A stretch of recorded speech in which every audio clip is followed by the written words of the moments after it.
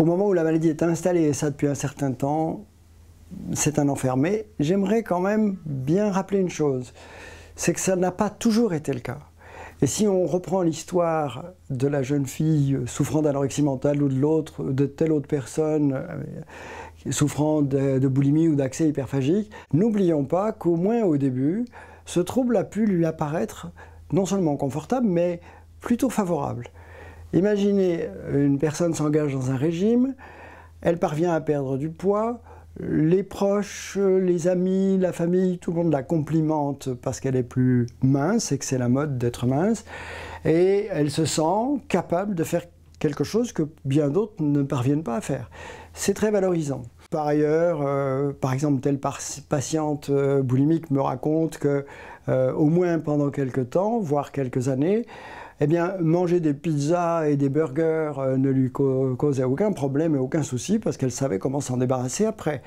Elle a certainement vécu comme assez confortable cette période-là. C'est seulement quand le trouble s'accentue, quand il devient sévère, quand la maigreur est considérable, quand les crises sont devenues tellement nombreuses qu'elles gâchent tous les instants de la vie, là s'installe un enfer réel pour elle et pour les proches. Par contre-coup, l'entourage qui va ou s'alarmer, ou s'inquiéter, ou être en colère de ce qui se passe là, et les interactions, les conflits que ça va faire naître, le stress quotidien de tout le monde dû à l'apparition de ce trouble, ça c'est un enfer qui va affecter tout le monde.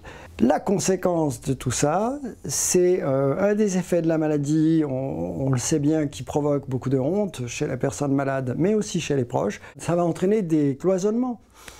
Par exemple, la patiente va s'isoler plus, elle aura moins de goût à s'appuyer sur ses proches, elle aura moins d'émotion ou d'affectivité, parce que le trouble fait ça aussi.